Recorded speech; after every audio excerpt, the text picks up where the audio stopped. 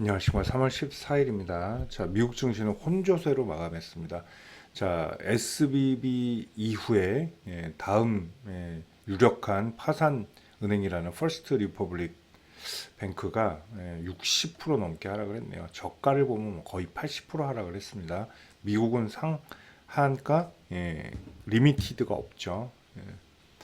자, 바이든이 빠르게 일단은 주말에 월요일 시작 폭락을 막았죠.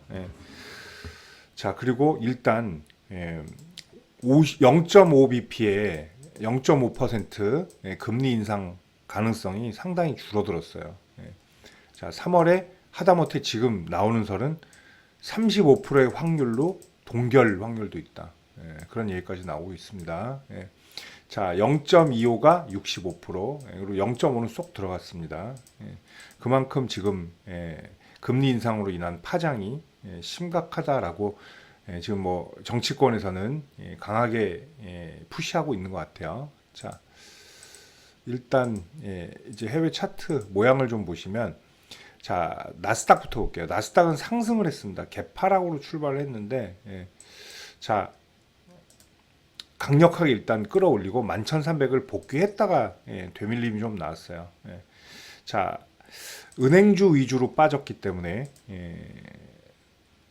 나스닥이 결국은 기술주들이 좀 상승을 했고, 왜냐면 이제 금리 인상이 잘하면 멈추거나 깎일 수도 있다라는 얘기, 최악의 사태까지 나올 수도 있다라는 얘기 때문에 기술주들이 좀 폭발을 했고요. 반면에 다우존스는 시가 개파락을 다시 되밀림이 나오면서 장중에 상승도 했지만 다시 되밀림이 나왔어요. 초반에만 반짝하고, 자, 반면에 또 저가는 더 낮추는 그런 좀 안 좋은 모습을 보였습니다.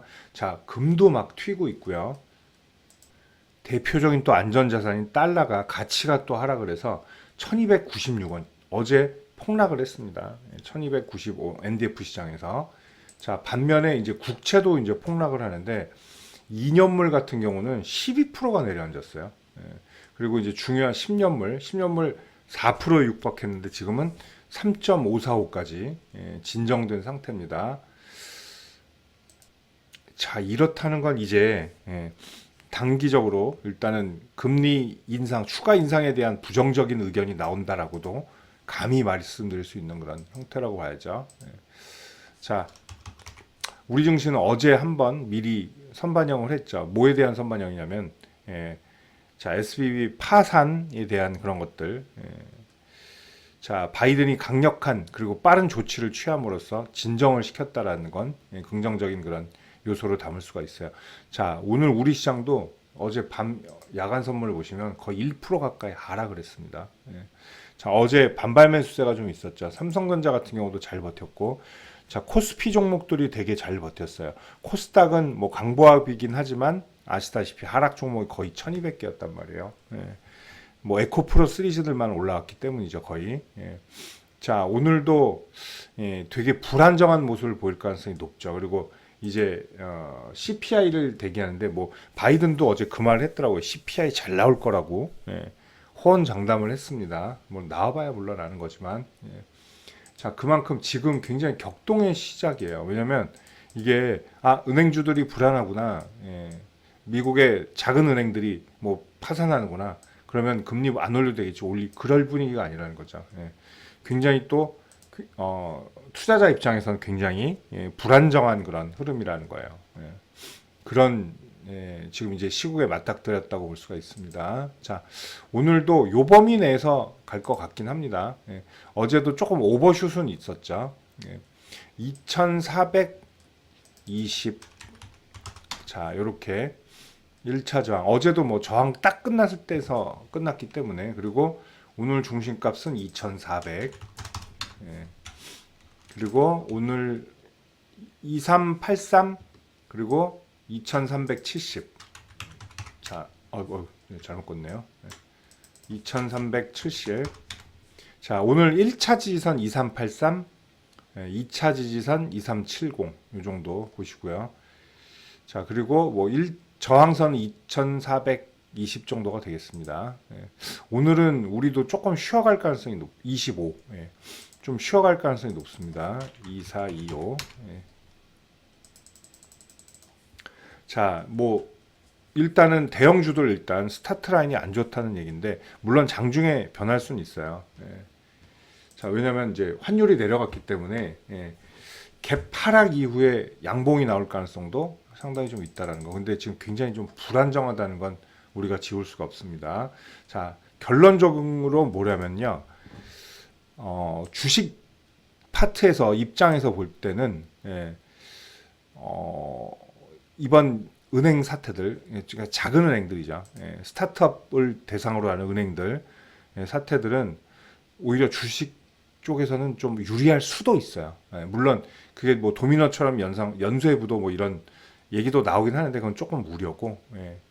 자, 급작스럽게 미국이 방어를 한 것도 예, 좀 위험도 고지했지만 뭐 초기에 단번에 왜냐하면 실수들을 많이 했잖아요. 인플레이션 때문에 코로나 이후에 그런 여파라고 볼 수가 있겠죠. 예. 자, 그런 것들을 방어하려는 그런 의지들은 또 강력하다 이렇게 볼 수가 있겠습니다. 자, 이머징 마켓이라 또 우리는 예, 상당히 좀 불리함도 안고는 있습니다. 예. 자, 어쨌든 시가는 2,400 아래에서 시작할 가능성이 있어요. 2,400 아래에서. 예. 그리고 요 사이에서 시작할 것 같아요. 2383하고 2,400 사이. 예. 물론 시가가 중요한 건 아니에요. 근데 오늘은 차라리 갭다운하고 조금 양봉을 보이는 흐름이 예, 좋다는 말씀을 드리겠습니다. 자, 그리고 이제 정체불명의 코스닥인데, 자, 코스닥도 뭐 그렇게 따지면 어제 나스닥 올라오는 거 따지면 우리도 뭐 코스닥이 유리하긴 합니다. 왜냐하면 금리 인상이 좀 쉬어갈 가능성이 있죠. 한 타임 쉬어갈 가능성이 있기 때문에 0.5나 일단 빅스텝은 쏙 들어갔고 베이비 스텝이나 동결 얘기까지 나오고 있기 때문에 예. 코스닥에겐 좀 유리한 그런 입장은 분명합니다. 자, 어제랑 이 라인들은 거의 뭐 다를 게 없네요. 그죠? 예. 자, 오늘은 뭐 771까지 내려갈 것 같진 않아요. 초반에. 예. 근데 어젠 또 SM 폭락이라는 것도 있었고 시총 상위주들에. 근데 또 막판에 뭐 에코프로가 날라갔죠. 에코프로 BM하고. 자, 이런 거 보면 또 예, 오늘 2차 전지 업체들 예, 활약에 따라서 좀 달라질 수는 있는데, 근데 이제 조금 힘든 건 뭐냐면요. 자, 에코프로가 지금 과열이죠. 이거 이제 시총 3위 될 텐데 좀 있으면 너무 많이 올랐어요. 예. 자, 이제 시총 3위로 올라왔네요. 예, 어제 에코프로를 제꼈네요. LNF를. 예. 자, 3위로 올라왔는데 이거 예, 오늘 또 폭등하면 셀트리온 헬스케어도 제낄 수가 있습니다. 예. 자, 이렇게 급속도로 올라왔기 때문에 지금 이 패턴은 급속도로 올라오면 하루 쉬어갈 가능성도 있어요. 예. 이런 걸 우리가 좀 봐야 돼요. 그러면 뭐 에코프로비엠도 같이 쉰다고 치면 에코프로비엠도 어제 반등 굉장히 좋았죠. 시가 개파락에서. 자, 얘네들이 조금 쉰다면 또 코스닥은 되게 힘들어질 수가 있다는 거죠. 예. 그래서 우리나라 코스닥이 지금 예, 약간 뭐랄까 그런 어떤 수급 쏠림 현상들이 너무 안 좋다는 거예요. 예. 자, 그런 것들 좀 무시할 수가 없다라고 볼 수 있어요. 자, 오늘은 중심값을 790으로 두겠습니다. 코스닥 788, 787, 787로 둬도 될 것 같고요. 이건 지워버리고 자, 800을 그냥 저항선을 둘게요. 뭐 그 사이에 뭐 795도 있는데 일단 거놓겠습니다. 크게 의미는 없어요. 795도. 자, 만약에 미국처럼 진짜 그래 금리 인상 좀 쉬겠구나 기술주들 가자 그러면 그럼 좀 지수 장세가 나올 수도 있어요. 오늘 같은 날은 2차 전지가 좀 쉰다면 787 중심값 이렇게 780, 771. 자, 어제도 뭐 정확했죠. 지지 라인 이렇게 보시면 될 것 같습니다. 자, 혼돈의 장인데 오늘도 어제와 좀 비슷한 변동성이 있을 가능성도 있다라는 거 보시면 될 것 같습니다. 그리고 이제 CPI 눈치를 볼 텐데 CPI가 6.1로 지금 예상치가 나와요. 지난달 6.4였고요. 인플레이션 지표들이 좀 안정되는 거는 필수다. 자, 근데 저번에도 좋게 나올 것 같았는데 예상치는 좋지 않았다는 거. 그리고 한번 푹 주저앉았죠. 그것도 우리가 간과해서는 안 됩니다. 자, 상당히 매매하기 까다로운 장입니다. 자, 포인트 잘 잡아야 된다는 것도 한번 말씀드릴게요. 자, 오늘도 개인 투자분들 화이팅입니다. 감사합니다.